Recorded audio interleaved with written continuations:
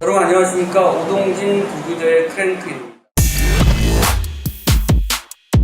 첫 방송이고요. 오동진의 유튜브, 이데일 홈페이지, 유튜브, 페이스북, 네이버 TV 캐스트에서 동시에 오늘 화질 감독 모시죠. 이런 흔치 않은데 장편 생방송가 처음으로 대박을 내요. 구경은 네, 그렇죠. 그 영화 장편이 많아서. 자, 김주환 감독 모시겠습니다. 네. 청년경찰. 사실 젊은 경찰들이 얘기인데 예상하셨어요? 손익분기점만 넘기면 좋겠다라고 생각했는데 이렇게까지는 예상 못했어요. 500만 정도가 넘어가면 영화가 자기 생명력을 갖죠. 기자, 평론가들의 반응도 있고 일반 관객들의 반응도 있고 이렇게 국도화해 주다가 300만이 넘어가면 자기 동력을 갖고 스스로 가는 것 같아요. 언제 보셨어요? 저도 이제 개봉하자 바로 봤는데 시달 때 못 본 것도 워낙 소문이 좋아가지고 여름에 흥행 대작들이 꽤 있었잖아요. 네. 그걸 제치고 이 정도 성과를 냈다는 게 큰 성과인 것 같습니다. 왜 좋아하는 것 같아요? 배우 두 분에 대한 어떤 관객분들의 약간 호감도가 제일 중요한 것 같고요. 저희 나름대로 좀 새로운 걸 시도하지 않았나. 유머 코드라든지 영화의 전개 방법에 있어서 젊고 신선한 방법으로 접근을 했는데 그게 관객분들이 봤을 때 조금 새롭지 않았나. 저는 착해서 착한 영화였어요. 퓨어하게 아마 사람들이 오랜만에 그런 작품을 기대하지 않았을까 싶어요. 말 그대로 착한 젊은 애들 보고 싶어요. 홍동을 선배님도 그 에피소드에 딱 나오자마자 하신 말씀이 되게 건강하더라고요. 아, 맞아요. 건강해. 감독도 건강해. 이제 영화 이력이 좀 독특하시잖아요. 그러니까 제일 궁금했던 게 조지 타운드가 나왔어요. 조지 타운드가 우리 정치 쪽으로 있나? 제가 알기로는 그 전부터 영화 공부를 하고 싶었다고 중학교 2학년 때 영화에 대한 꿈이 있어가지고 그러다가 왜 조지 타운드를 왜 갔어요? 영화보다는 그냥 디즈니 쪽에 되게 관심이 많았거든요. 디즈니에서 사실 그림을 그리고 싶은 유학을 나갔는데 결정적인 계기는 고등학교 3학년 때 하버드에 여름학기를 갔어요. 너무 잘했네. 미국의 그 외교 역사학이라는 수업을 들었는데 너무 재밌는 스토리들이 있는 거예요. 냉전 때부터 시작해서 어떻게 보면 가장 역동적이었던 현대사들을 접하고 나니까 그런 스토리들이 얼마나 많이 담겨있는지 그리고 되게 많은 약간 영웅적인 외교관이나 장군들에 대해서 많이 배웠거든요. 빠져들었던 것 같아요. 여름학기를 맡았던 교수님께서 국제정치하고 가장 좋은 학교는 조지 타운드. 이상한 편견이 아니고요. 네네네. 무슨 얘기냐면 청년경찰은 의도적으로 좀 가볍게 만든 것이 아닌가 생각이 들었었어요. 건방지게 들릴 수 있는데 세 분류로 나눴어요. 원리 어댑터적인 관객들과 중간 계층, 마지막 그 관객층을 채워주는 분들의 입장을 생각을 했었는데 얘기가 쉬워야 된다. 그렇죠? 예. 이게 사실 마케팅적인 것도 있거든요. 기본적인 코드는 복잡하면 안 된다. 예, 안 된다. 아까 말씀하시다가 네. 외교와 공부하시다가 네. 많은 영웅들을 봤다 이렇게 말씀하셨잖아요. 네. 좋아했던 사람들 영화 속에 많이 들어와 있나요? 어떤 직접적인 인물보다는 호용들이 내포하고 있는 가치를 투영시키려고 많이 노력했던 것 같아요. 누군가를 위해서 자기를 희생한다는 게뭐 성경적으로나 아니면 제가 봐왔던 현대사에서 가장 중요한 가치라서 그거를 조금 이 주인공들한테 내포시키려고 했던 것 같습니다. 후티지가 꽤 많아요. 저는 이제 청년경찰 보기도 전에 무슨 생각했냐면 한국판 폴리스 아카데미, 리셀 콘도 생각나고 더맨더머도 생각나고 스카프도 있잖아요. 스카프도 있고 여러 영화들을 창조적으로 많이 이렇게 융합하는 것 같은 그런 느낌이 들고 실제로 많이 인용했습니다. 그 말씀하신 버디북들도 어쨌거나 되게 교과서적인 어떤 그런 영화들인데 가장 근접했던 사실 배드보이즈라고 윌 스미스. 네, 그 두 사람의 어떤 영화나 이런 것들은 사실 비슷한 적이 있는데 저도 약간 그런 인물인 것 같아요. 제가 코알라를 12년에 찍고 나서 시간이 다시 봤더니 점들이 있더라고요. 영화 보면 현장 애들이 굉장히 많았을 것 같아요. 현장에서 이제 변화하는 상황들을 빨리 캐치해서 그거를 자연스럽게 녹여내야 되는 거거든요. 근데 어려운 점은 이제 여기가 변하면 뒤가 어떻게 변할 것이 내가 현장에서 대단할 수 있냐의 문제였는데 하는 거 보니까 너무 잘해가지고 잘한다는 게 뭐였냐면 재밌다는 게 아니라 둘이 욕망 조절을 너무 잘하는 거예요. 밸런싱이 너무 잘 돼서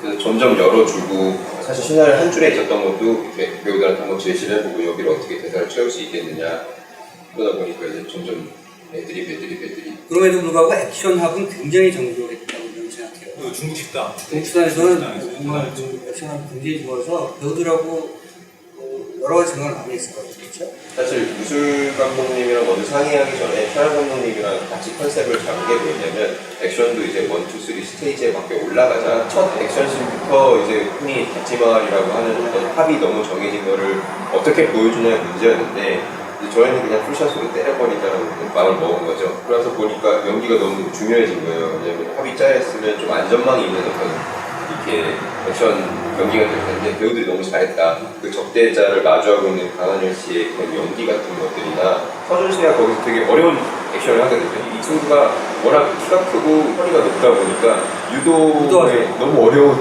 거예요. 유도는 몸이 낮아야지 던지기 쉬운데 네. 근데 서준 씨가 그걸 힘으로 하더라고요.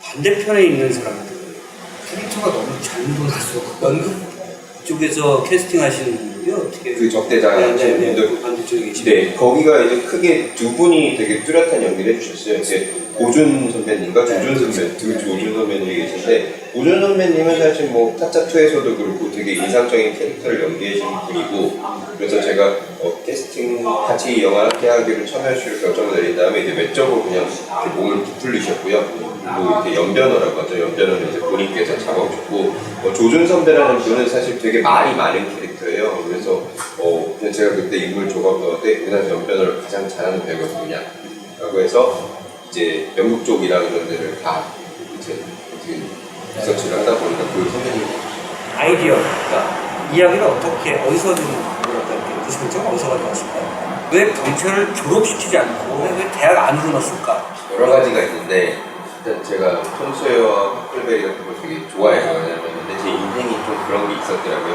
항상 이렇게 외지에 이방인이 없고 어린 나이에 뭔가 혼자 해결해야 되는 상황이 되게 많았거든요. 유학을 나가는 게. 그러다 보니까 그 성장에 대한 어떤 이야기가 항상 마음에 와닿았어요. 그 와중에 이제 제가 공군 장교로 입대를 하면서 되게 공군 장교로 그 시험 봐서 학사로 들어갔었는데 사관호 보생으로 들어갔거든요. 공부는 잘했군요. 어쨌든 그래서 이렇게 성장에 대한 성장 과정에 대한 성장통에 대한 그런 얘기에 관심이 많았다. 네네네. 경찰서로 아예 진입시켰으면 얘기가 조금 더 액티브하고 이야기거리가 더 많았지 않았을까. 오히려 경찰 대학 안으로 보면 이야기를 풀기가 좀 어렵지 않았을까 하는 생각을 했었어요. 경찰로 됐으면 특갑수잖아요. 요거 계속해서 이어갈 그 생각이 있습니까? 청년경찰 2. 어쨌거나 저희 현장은 꽤 재밌었거든요. 그리고 영화 성적도 좋아서 저 시나리오를 잘 쓰면 이제 모두가 함께 할 수 있는 기회가 올 수도 있는데 그대로 가면 또 안 되고 뭔가 바꿔야 되고 또 변주를 해야 되는데 아직 그만한 약간 스토리텔링이 제 안에 있는지 좀 인물들이 성장하니까 네. 얘기가 많아질 수 있죠. 좋은 다음에 아니 그리고 배우들도 그 동세대적으로 나이를 같이 먹는 거죠. 그렇죠. 청년 경찰, 중년 경찰, 그렇게 장년을 되잖아요. 그러니까 이제 들어가는 사실은 박서준 강하늘 그 친구도 나이대가 그렇게 성장을 같이 할 수 있으니까 본인들한테 굉장히 좋을 것 같아요. 그때 두 달이 만났어요. 성윤 씨는 갔다 왔고요. 한현 씨는 이제 9월 11일 정상도? 네? 이런 얘기에서 좀 그렇긴 합니다만 본인이 정말 하고 싶은 영화는 또 따로 있을 것 같은 느낌이 들어요.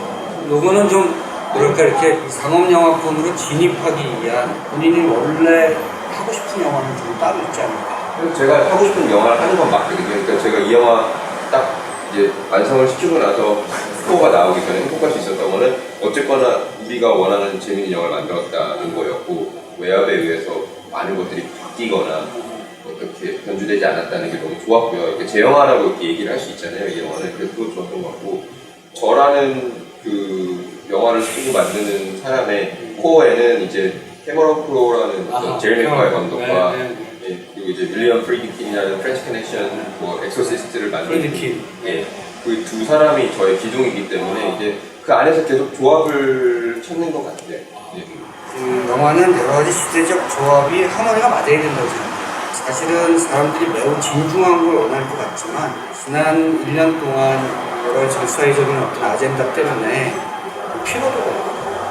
피로도가 있을 때 너무 또 센 걸 물어붙이면 즐거운 영화인데 아까 말씀하신 대로 유쾌하고 원하고 관객들이 또 요즘에 시대 상황 대입을 하더라고요.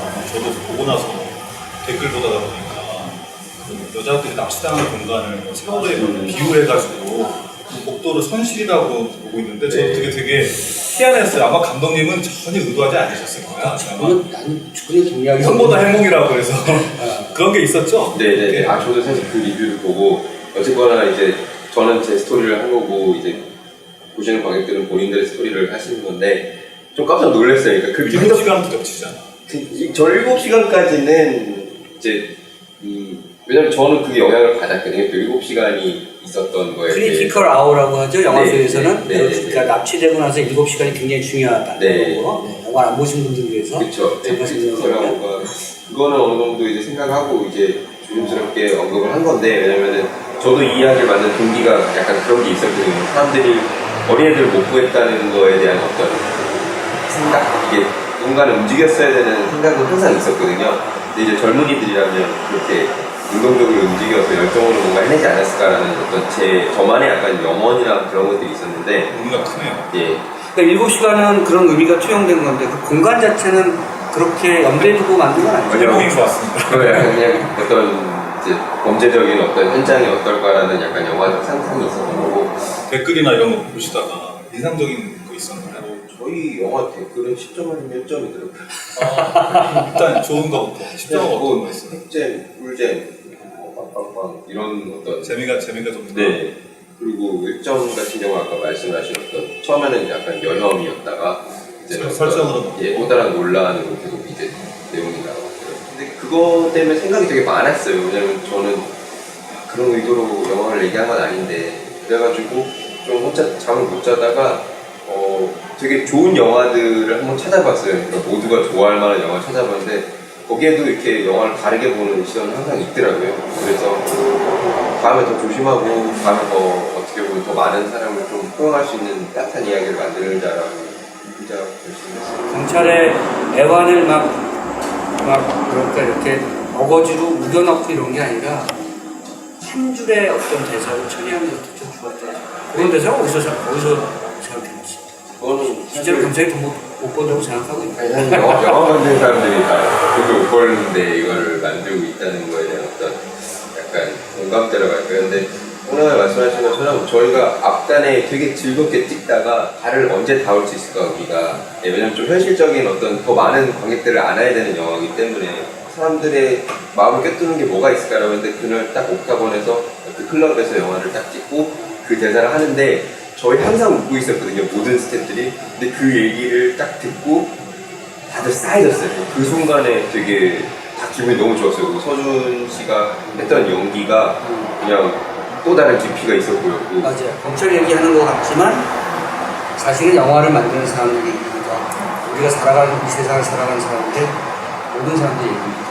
김주환 감독에게 청년경찰 이전과 이후는 사실 청년경찰을 쓸 때는 이제 믿어주시는 분들이 거의 없었거든요. 그러니까 뭔가 새로운 거를 하려고 하고 신선한 걸 하려고 했는데 그거를 항상 반습화시키려는 어떤 것도 있었는데 머릿속으로 이제 예산을 조금씩 늘려가면서 조금 더 규모가 있고 어떤 만듦새를 보강하는 작업을 계속 하고 싶거든요. 근데 그거에 다음 계획은 주어진 것 같고 이번에 예산 때문에 좀 예산 좀 더 있었으면 이 장면 더 정교하게 잘 찍었을 텐데 하는 장면이 있다면 저희 순재가 40억이었는데 되게 충족하게 찍었고 그런 건 있었거든요. 그러니까 컷이 조금 모자란 부분이 있어요. 그래서 근데 그거를 이제 앵글을 바꿔서 다시 찍으려면 배우들이 연기를 또 해야 되는데 일회성인 연기가 많아요. 계속 애드립이고 그러다 보니까 그래서 앵글을 하나 더 두기보다는 저는 그냥 그런 투샷에서의 나온 어떤 그 자연스러운 호흡을 살리는 쪽으로 갔는데 다음에는 이제 좀 다른 영화니까 좀 다른 어떤 접근을 해볼 수 있지 않을까. 중학교 2학년 때 영화를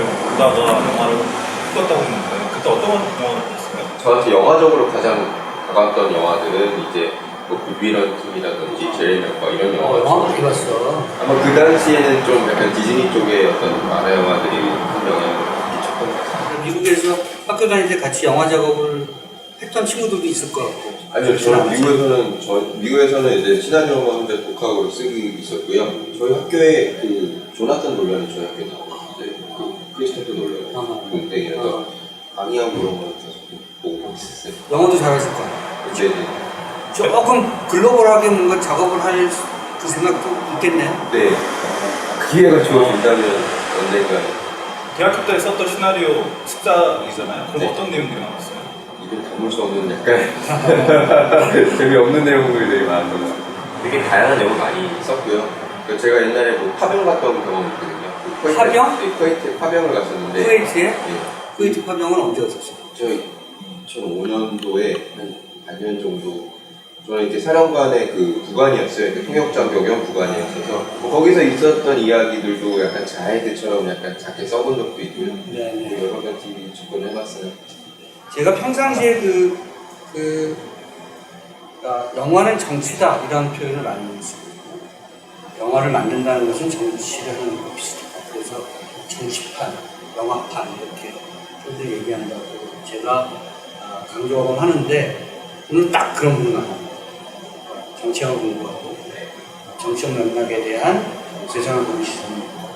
그래서 그런 맥락에서 대중들이 잘 알아듣기 쉬운 그런 영화를 만듭니다. 영화는 정치고 정치는 영화라고 보는 것은 사실상 구체적으로 실현한 작품이라는 생각을 다시 한번 했습니다.